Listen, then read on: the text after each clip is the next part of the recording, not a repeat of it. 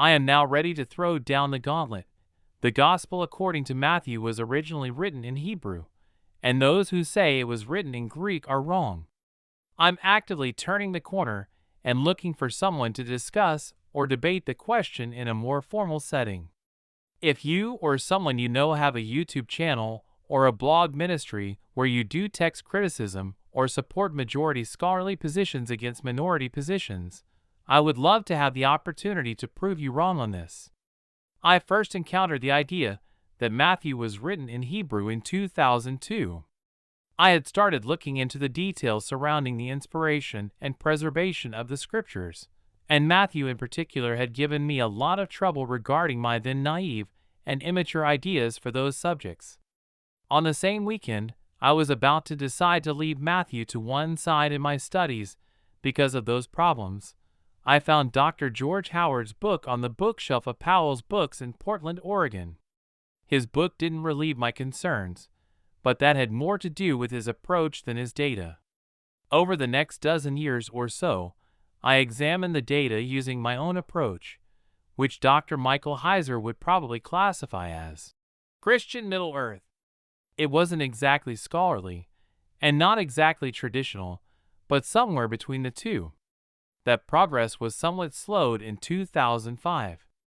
I became a father, and my first son had a genetic condition called Wolff-Hirschhorn syndrome. My notes became significantly more brief and less organized.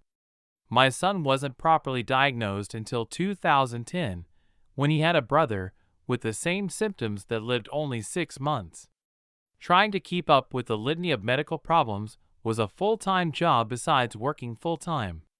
Getting a diagnosis gave us a little more idea what to expect, and that in turn made doing more of my original language studies easier.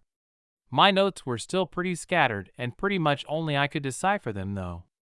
Except that there were a few that even I couldn't figure out. One simply read, 1043. Any hints on what I was going for there would still be helpful. The lockdown in 2020 was a mixed blessing. I had more time to dedicate to a larger project, so I decided to pull my notes about Hebrew Matthew together. I expected to get to the end of that study and conclude that the evidence was neutral, but that God seemed to be directing me towards the Hebrew Matthew for my personal study. I would be satisfied with that answer. In fact, it was the answer that I would have found most satisfying. If I discovered that the evidence heavily favored Greek, then my effort was basically a waste. If I discovered that the evidence even moderately favored the Hebrew, then I wasn't really sure what to do with that. Would I need to tell people? How would I convince them? After all, I'm just me. When I finished my first run through it all in 2020, I was surprised how strong the evidence for Hebrew Matthew was, and how weak the evidence for Greek Matthew was. I wasn't ready in 2020 to definitively say that Matthew was written in Hebrew, but I was ready to say that the evidence was leaning that way. I belong to some Facebook groups that include some very intelligent, thoughtful people, and I started looking for opportunities to test my evidence. Not everything that I had found in 2020 held up in 2021, but a lot of it did. In the meantime, I started going through my transcription of my favorite Hebrew source, adding cantillation marks and alternate readings with better support. As I did, I found more evidence that the Hebrew was original. I started looking for evidence more and more, trying to imagine what kind of evidence would hold up my theory and what would knock it down. Some of it was dead ends that didn't help one way or the other. Other points ended up strengthening my position. I was surprised to learn that Matthew is the only document where the ancient consensus and the modern consensus regarding the original language are at odds, a point that favors Hebrew Matthew pretty heavily. I discovered that Matthew, in both Hebrew and Greek, almost exclusively follows the Hebrew Old Testament text rather than the Greek text of the Old Testament when there's a difference. I discovered that the pattern of Old Testament quotes highly suggests that Matthew was not highlighting Mary's virginity, but rather the divine naming in the quote from Isaiah, a point that took substantial wind out of the sails of Greek priority. In 2022, I dedicated myself to cleaning up my findings. I decided I wanted to get to a place where I would feel comfortable submitting my findings to an academic journal. In September of 2023, my developmentally disabled son turned 18. My primary job is taking care of him, so I dedicated myself in 2023 to ensuring he had access to all the resources he will need to thrive as an adult. I decided to put my studies on the back burner. I set him up with the relevant government programs and started working on a path through high school, and we made a few connections in the community.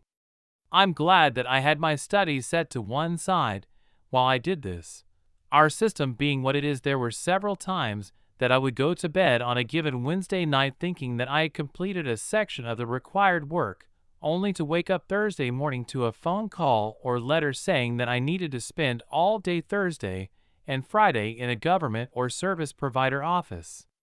If I didn't, I would have to start over from scratch on some service or other that I had already put weeks into. He ended up qualifying for in-home care, and I started looking into becoming his in-home caregiver. As of October 2024, I am now officially hired and working as his part-time in-home caregiver. The rest of the time I'm just his father, and I don't get paid for that. I needed to decide if I was going to seek out other clients or focus on trying to get my findings to a place where I can submit them to a journal in 2025. 20 hours per week to do what I'm doing full-time is better than nothing, but it's not enough to live on. My wife and my parents encouraged me to pursue getting things ready to submit to journals, pledging to keep helping to support me in the meantime while we see what comes of it all. Over the decades, I've had many very productive conversations with people regarding Hebrew Matthew. Some of the ideas that I found very compelling when I was 25 now strike me as silly and misguided at 46, thanks to those who helped me see the errors in my thinking. There have been other conversations that have been less helpful. Sometimes people think they know something, but when I probe them with intelligent questions, their explanation melts like snow. Social media is a glorious invention, but it does give a certain kind of person a false sense of security. Some of these really are very intelligent and or very well versed in the academic literature. However, when they're confronted with a minority view that can actually take on their point, they devolve into name-calling and or disappear. Sometimes I don't understand the point they're making. That doesn't mean their argument is bad, it just means that I couldn't follow. I would like to find someone who thinks I'm wrong and thinks they can prove it to join me in a dialogue. I want to be clear about my goals up front. I want to pressure test my ideas. I want to see which ideas actually hold up to scrutiny, and which ones fold like paper, which are convincing to others, and which only matter to me, and which points that I currently only touch on briefly need a better highlight, and which that I go into details with could probably be cut out for brevity.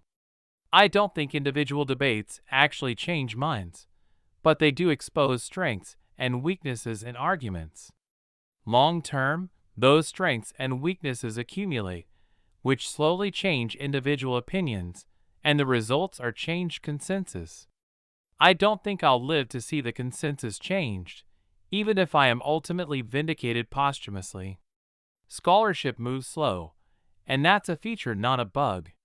Even so, I don't feel right about being silent. Either someone can show me where I'm wrong, or I can show all who will listen where I'm right. Will you be the one to show me where I'm wrong? If so, leave a comment on my blog, and we can start working out the details.